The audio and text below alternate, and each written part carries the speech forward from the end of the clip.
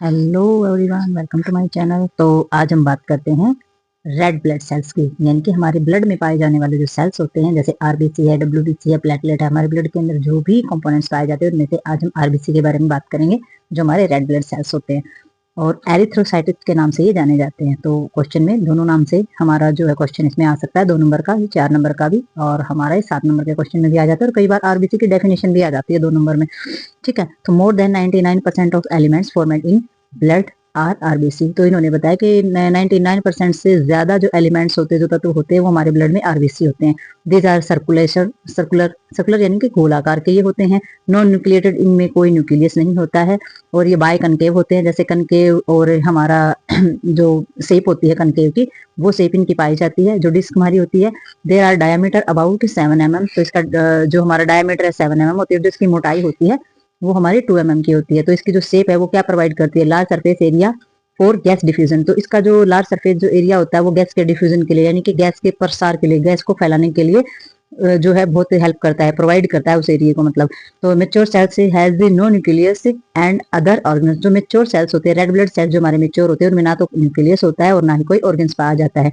They can neither reproduce no nor carry on. तो वो ना तो रिप्रोडक्टिव सिस्टम उनके अंदर पाया जाता है और ना ही वो कहीं पर हमारे मेच्योर रेड ब्लड सेल्स हो जाते हैं, वो हमारे रिप्रोड्यूस नहीं कर पाते हैं, बिकॉज ऑफ, क्योंकि ये जो होते हैं इनके ऑर्गन्स और जो न्यूक्लियस होता है वो इनके अंदर नहीं रहता है, तो ये रिप्रोड्यूस भी नहीं कर पाते हैं। तो इसमें क्या बताया आगे, extensive metabolic activity there functioning depend upon two store of already exiting enzyme and RNA. तो इसकी जो मेटाबॉलिक एक्टिविटी जो होती है, जो फंक्शनिंग वर्क होता है, वो किस पे डिपेंड होता है, ऑलरेडी एंजाइम्स और आरएनए पे इसका डिपेंड होता है सारा का सारा मेटाबॉलिक सिस्टम और एक्टिविटीज। तो एंजाइम्स और आरएनए जो है वो हेल्प करते हैं इसके मेटाबॉलिक सिस्टम में और इन सब चीजों में।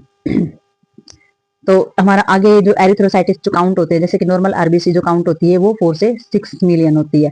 ठीक है, MM3 ऑफ ब्लड। तो इतने ब्लड के अंदर इतनी आरबीसी पाई जाती है, यानी कि 4 से 6 मिलियन तक पाई जाती है। मेल्स के अंदर 5 से लेकर 5.5 मिलियन तक पाई जाती है और फीमेल्स के अंदर 4.5 से लेकर के 5 मिलियन तक हमारी जो आरबीसी होती हैं वो काउंट की जाती हैं, यानी कि एरिथ्रोसाइटिस यानी कि आरबीसी रेड ब्लड सेल्स पाए जाते हैं।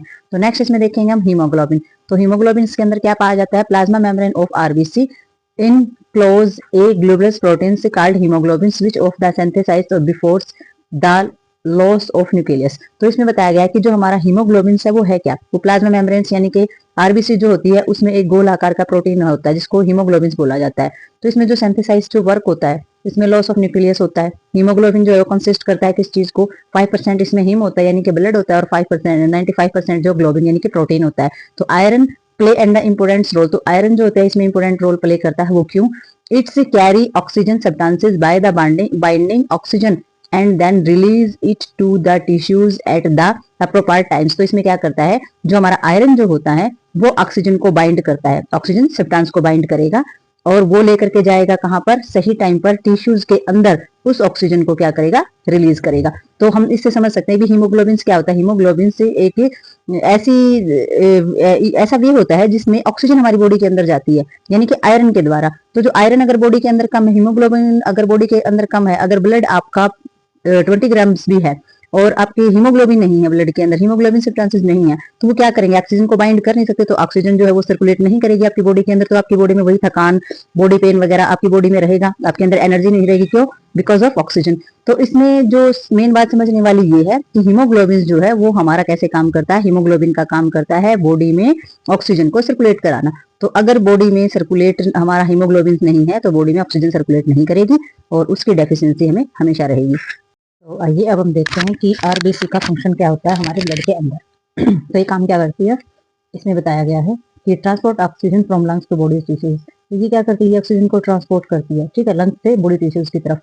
दे combine with the oxygen where oxygen concentration is high that the release oxygen where concentration is low in body tissues. तो इन्होंने बताया है कि ये क्या करती है, ये ऑक्सीजन को अपने साथ कंबाइन करके और जो हाई कंसंट्रेशन होती है वहां पर पहुंचाती है, फिर ये रिलीज करती है ऑक्सीजन को कहां पर, जहां लो कंसंट्रेशन होती है वहां पर ये ऑक्सीजन को छोड़ती है इन बॉडी टिश्यूज, जैसे कि बॉडी टिश्यूज वगैरह होते हैं वहां पर। ठीक है, नेक्स्ट इन्होंने बताया haemoglobin also carry waste carbon dioxide from of the tissues to the lungs where the carbon dioxide is expire. तो इन्होंने बताया कि जो हमारा हीमोग्लोबिन होता है वो भी क्या करता है, वो वेस्ट कार्बन डाइऑक्साइड को टिश्यू से निकाल कर लंग्स की तरफ लेकर के जाता है और वहां तक जो कार्बन डाइऑक्साइड होती है उसको क्या कर देता है, समाप्त कर देता है। ठीक है। तीसरे में इन्होंने क्या बोला है, by removing carbon dioxide haemoglobin help to maintain acid base balance in blood. तो इन्होंने बताया कि ये कार्बन डाइऑक्साइड जो होती है उसको रिमूव करके हीमोग्लोबिन की सहायता से हमारे ब्लड के अंदर जो भी एसिडिक बेस बैलेंस होता है उसको मेंटेन करने का काम ये करता है। नेक्स्ट में इन्होंने बताया कि ऑक्सीजनेटेड जो हमारा हीमोग्लोबिन होता है उसको क्या बोला जाता है, ऑक्सी हीमोग्लोबिन बोला जाता है, यानी कि जिससे हीमोग्लोबिन के अंदर ऑक्सीजन मिक्स होती है उसको, which provide colour to blood. तो ये जो हमारा ब्लड होता है उसको कलर यानी कि रंग भी प्रदान करने का काम करता है। ये है हमारे एरिथ्रोसाइट्स यानी कि जो आरबीसी होती है उसका वर्क हमारा ब्लड के अंदर क्या होता है और हमारी बॉडी के अंदर मेन रोल क्या होता है उसका। आइए अब हम बात करते हैं डब्ल्यूबीसी के बारे में, ल्यूकोसाइटिस जिसको बोला जाता है।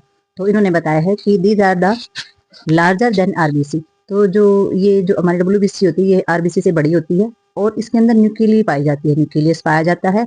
और जो सेल्स होते हैं ना ये एबल होते हैं स्वतंत्रता से मूव करने में, यानी कि इंडिपेंडेंटली ये मूव कर सकते हैं।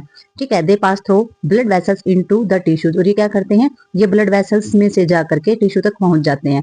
WBC are the classified into two groups. तो ये जो डब्ल्यूबीसी जो हमारी होती है ये दो ग्रुप में इनको बांटा गया है। एक होता है ग्रेनुलोसाइट्स और एक होता है एग्रेनुलोसाइट्स। तो ग्रेनुलोसाइट्स ये हमारे जो दानेदार टाइप होती है वो होती है। तो ग्रेनुलोसाइट्स होती है वो बहुत ज्यादा मात्रा में पाई जाती है हमारी ब्लड के अंदर। ठीक है। और ये हमारी इसकी 3 टाइप्स होती हैं जो कि हमने पहले भी पढ़ा था। जो न्यूट्रोफिल्स होता है जैसे 60 से 70% होता है, बासोफिल्स होता है वो 0.5 से 1% होता है, और इओसिनोफिल्स जो हमारा होता है वो 2 से 4% होता है हमारा। ठीक है। तो ये हमारा ग्रेनुलोसिटी में रहती है 3 चीजें। ग्रेनुलोसिटी में हमने पढ़ा था कि ये हमारी 20 से 30% पाई जाती है ब्लड के अंदर। ठीक है। और स्पेसिफिक इसमें क्या पाया जाता है, ग्रेनुलोसिटी के अंदर पाया जाता है लाइजोसोम्स ग्रेनुल्स। तो साइटोप्लाज्म के अंदर इसमें सिर्फ स्पेशलिटी इसकी यही होती है, तो इसमें लाइजोसोम्स पाए जाते हैं। और ये 2 टाइप्स की होती है। जो इसमें मोनोसाइट्स होते हैं वो 3 से 8% होते हैं बस। ठीक है। और जो लेम्फोसाइटिस इसके अंदर होते हैं वो हमारे 20 से 25% होते हैं। ठीक है। तो ये हमारे एग्नोसाइट 3 इसमें होते हैं और 2 इसके अंदर होते हैं। तो ये हम पहले पढ़ चुके हैं, इसलिए बस मैंने थोड़ा सा बेसिक बताया इसके बारे में। तो अब हम जानते हैं कि डब्ल्यूबीसी के फंक्शन क्या होते हैं हमारे ब्लड के अंदर। तो आइए अब हम बात करते हैं डब्ल्यूबीसी के फंक्शन के लिए। ठीक है। तो फंक्शन के बारे में जब हम बात करेंगे तो हम जानेंगे कि डब्ल्यूबीसी जो ब्लड के अंदर क्या क्या फंक्शन करती है। तो इसमें देखेंगे हम व्हाइट ब्लड सेल्स जो होते हैं are part of the body's immunity system. तो व्हाइट ब्लड सेल्स जो होते हैं जो इम्यूनिटी सिस्टम का बहुत बड़ा पार्ट होते हैं, इनके इंपॉर्टेंट पार्ट माने जाते हैं। दूसरा इन्होंने बताया है कि ये हेल्प करते हैं body fight infection and other disease, बीमारियों से और इन्फेक्शन से लड़ने की में जो है वो डब्ल्यूबीसी जो होती है हमारी वो मदद करती है। ठीक है। नेक्स्ट में इन्होंने बताया stimulate the production of the progesterone hormones. तो ये इन्होंने बताया है कि ये जो स्टिमुलेट करते हैं, किस चीज को स्टिमुलेट कर रहे हैं, ये हमारे प्रोजेस्टेरोन जो हार्मोन्स होता है उसकी जो प्रोडक्शन होती है उसमें हेल्प करते हैं डब्ल्यूबीसी। बेसिकली ये हमारे सेक्स ऑर्गन्स हार्मोन्स पाया जाता है ये। ठीक है। नेक्स्ट इन्होंने बताया है play a vital role in the humans reproduction system by the producing a network to blood vessels with in the ovaries. तो इन्होंने बताया है कि ये वाइटल रोल इसका होता है ह्यूमन्स रिप्रोडक्टिव सिस्टम के अंदर, जो कि हमारा प्रोड्यूस करता है नेटवर्क इसके बीच में ब्लड वेसल्स। ठीक है। ब्लड वेसल्स और ओवरी के बीच में, ओवरी क्या है वो भी हमारा रिप्रोडक्टिव जो हमारा पार्ट होता है उसका हिस्सा है। ठीक है। और ब्लड वेसल्स वहां पर जो ब्लड का सर्कुलेट कराने वाली जो वेसल्स होती है उनके बीच में नेटवर्क बनाने का जो काम होता है वो भी हमारा डब्ल्यूबीसी के द्वारा ही किया जाता है। Protecting and fighting against the invalidence of जो हमारे पैथोजेनेसिस यानी कि बीमारियां फैलाने वाली जो हमारी चीजें होती है उनके विरुद्ध ये फाइट भी करते हैं और बॉडी को प्रोटेक्ट करने का काम भी करते हैं। तो आप देख सकते हैं कि डब्ल्यूबीसी जो है वो मेनली हमारे रिप्रोडक्टिव सिस्टम के अंदर बहुत महत्वपूर्ण रोल अदा करती है और हमारे इन्फेक्शन से बीमारियों से बचाने के लिए बहुत बड़ा महत्वपूर्ण योगदान इनका रहता है और हमारी बॉडी में इम्यूनिटी बढ़ाने के लिए भी बहुत ज्यादा महत्वपूर्ण ये होती है। तो डब्ल्यूबीसी का जो वर्क था ये हमें पता चला है। तो ये जो हमारी एनाटॉमी की जो बुक जो बुक हमने लगवाई है उसमें ये एक बेसिकली नहीं दे रखा था, तो मैंने दूसरी बुक से कलेक्ट करके आपके नोट्स के लिए प्रिपेयर किया है, तो आपने ये नोट्स में ऐड करना है। आइए अब हम बात करते हैं थ्रोम्बोसाइट्स के बारे में यानी कि प्लेटलेट्स के बारे में। ठीक है। तो इन्होंने बताया है कि ये जो सेल्स होते हैं फ्लैटेड सेल्स होते हैं लाइक द प्लेट्स, ये जो सेल्स होते हैं ये चपटे होते हैं। ठीक है। प्लेट्स की तरह। तो इन्होंने बताया है कि ये छोटे होते हैं और नॉन न्यूक्लिएटेड डिस्क होती है, इनके अंदर कोई केंद्र या न्यूक्लियस जो है वो नहीं पाया जाता है। इनका जो डायमीटर होता है 2 से 5 होता है और जो साइटोप्लाज्म कंटेन मैनी ग्रेनुल्स। तो जो साइटोप्लाज्म इनका होता है इसमें बहुत सारे ग्रेनुल्स पाए जाते हैं। नॉर्मल वॉल्यूम जो होती है इसकी, इसमें 2,50,000 से लेकर के हमारे 4 लाख तक होती है। तो आपने सुना होगा जब भी डेंगू की प्रॉब्लम्स होती है तो उसमें प्लेटलेट काउंट किए जाते हैं, उसी के आधार पर रिकवरी देखी जाती है बॉडी की। तो इसमें जो डेंगू की जो प्रॉब्लम होती है उसमें प्लेटलेट लॉस होता है। ठीक है। तो उसमें जो प्लेटलेट्स काउंट्स होते हैं वो कंप्लीट होने चाहिए। अगर 4 लाख से प्लेटलेट्स कम है तो इसका मतलब डेंगू की प्रॉब्लम है और बॉडी रिकवर नहीं कर रही है। ठीक है। तो इसमें प्लेटलेट्स देखे जाते हैं, उसकी वैल्यू देखी जाती है। ठीक है। तो जो प्लेटलेट्स होती है उसके फंक्शन क्या होते हैं बॉडी में, सबसे पहला फंक्शन क्या होता है, this start the process of the blood clotting granules in the cytoplasm contain the chemicals that promote blood clotting. तो सबसे पहले ये इनका जो प्रोसेस होता है वो क्या है, ब्लड क्लोटिंग करने का प्रोसेस इसका होता है। जो ग्रेनुअल्स होते हैं साइटोप्लाज्म के अंदर वो कंटेन करते हैं एक ऐसा केमिकल्स जो प्रमोट करता है ब्लड क्लोटिंग को। ठीक है, तो ब्लड क्लोट बनाने में यानी कि ब्लड के थक्के जमाने में ये हेल्प करता है, ब्लड को गाढ़ा करने का काम ये करता है।